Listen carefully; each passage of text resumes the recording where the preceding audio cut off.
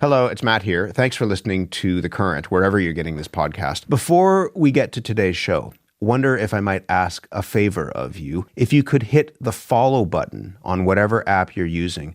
There is a lot of news that's out there these days. We're trying to help you make sense of it all and give you a bit of a break from some of that news too. So if you already follow the program, thank you. And if you have done that, maybe you could leave us a rating or review as well. The whole point of this is to let more listeners find our show and perhaps find some of that information that's so important in these really tricky times. So thanks for all of that. Appreciate it. And on to today's show. I mean, we hit the ground. It was very shaky. And then next thing you know, we were just hanging upside down. It happened really quickly from start to finish. Pete Kukoff was on board Delta Airlines Flight 4819 coming into Toronto on Monday. As it landed, the plane crashed and flipped onto its back on the runway. All 76 passengers and 4 crew members made it out alive, and Pete was one of the last people off that plane.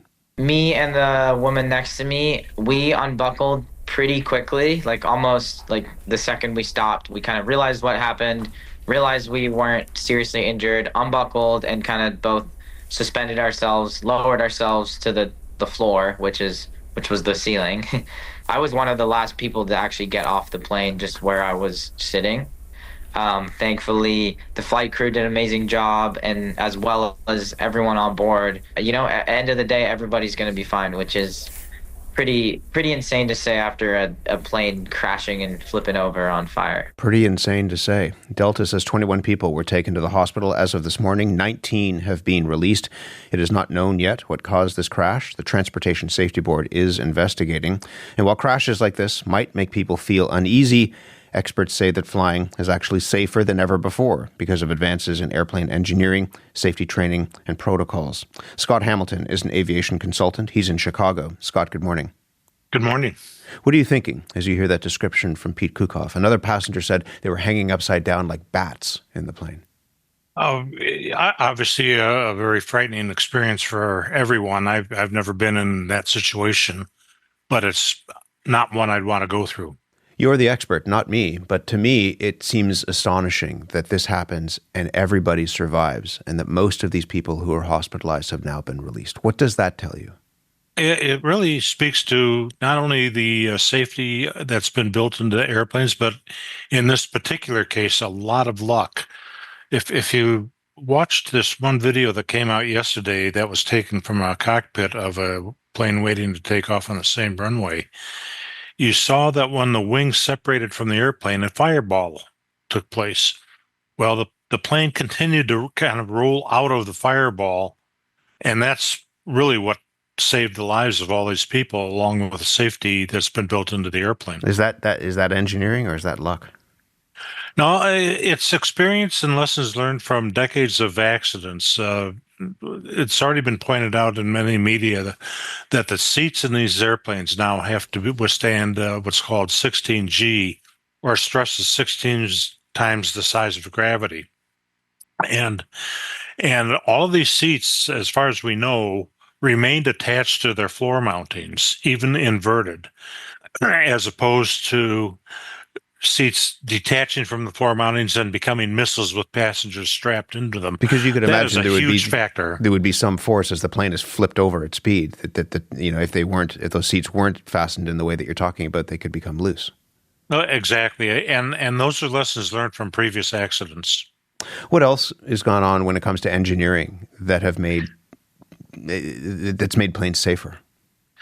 Well, in this case, again, we're fortunate that the fuselage in the cabin didn't catch fire. But again, from lessons learned all over these decades, the materials used in cabins now are designed to inhibit or retard fire. Back in the early part of the jet age in the 1960s, there were toxic materials used in the fuselages. There were very inflammable materials used in the fuselage. Here we had a fire that was around the airplane. The cabin did not catch fire. You didn't have any toxic fumes other than that from the spilled jet fuel and the fire retardant. That's part of what's made this plane, this accident 100% survivable. This is the fourth major air crash in North America in under a month, including, of course, the fatal crash in Washington, D.C. last month. 67 people on board a passenger plane and a military helicopter died after the two collided in midair. You would see these incidents, and if you are a nervous flyer, you would be even more nervous. If you are somebody who is confident, you still might be a little unnerved by what's going on. And you could imagine that people would ask whether it's safe to fly. What would you say to those people? This is an unfortunate coincidence in timing. With the Reagan accident in Washington, D.C., the last airline accident in mainland USA was in 2009 to January 2025. In Canada, the last airline accident before this one was in 1993. In 2011. That was that first air charter flight up in Resolute. And that it killed 12 of the 15 people on board, but there was survivability in that. And before that, the last major airline accident in Canada was 1993. So this is unfortunate in terms that you had this group of accidents, but the safety that we see here from the statistics is just astounding. And the statistics bear that out. I mean, the cliche is that you're more likely to, be injured or killed in a car crash on the way to the airport or falling down the stairs as you leave your house heading to the airport than you would be flying on a plane. Yeah. Last year, in 2022 in Canada, there were 1,900 auto deaths. And in 2022, there were 42,500 auto deaths in the United States.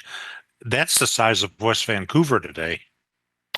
One of the things that came out of this, and we heard that from Pete Kukov, is that the crew on board this jet did an incredible job of getting people out. You heard, there's some videos from inside the plane itself of people being urged to the flight attendants saying, leave that bag behind, get out the door, and what have you. What sort of training do they go through to handle something like this? Well, of course, when they're first hired at an airline, they go through extensive training, and they go through recurrent training every year as well. And it's not just ground-based accidents. They do water training in case the airplane comes down in water. That's very rare, but they do water training, and they get this recurrent training every single year. What I'd heard is that they have something like 90 seconds to get people out. That's the goal, is to try to get people out of a plane within 90 seconds. Is that right? Yes, 90 seconds is correct. And based on the briefings that I've seen so far out of the Canadian authorities, they haven't said how long it actually took to evacuate the airplane. And it's also, at least here in the United States, a requirement that the fire apparatus get to an accident site within 90 seconds. And I haven't seen what that response time was yet for this one. Just before I let you go, as I mentioned, the Canadian Transportation Safety Board is investigating. They were out yesterday. Weather was very cold, blowy, and you saw people out looking at the fuselage of this plane, trying to piece together what happened. What are the questions that you would want answered about what happened here? Well, it's a matter of routine that the investigators will take a look at the weather conditions, and obviously weather probably was a contributing factor to this, based on the videos we've seen. They'll take a look at the pilot proficiency, the pilot rest period before the accident, the pilot's training history. They'll take a look at the cabin crew's training history. Again, that's routine. They'll take a look at the maintenance history of the aircraft. They'll take a look at the field conditions and the runway conditions, and that's just a partial list. But having seen those videos and talking as you have about the improvements in safety, you would have no concerns about getting on a plane today?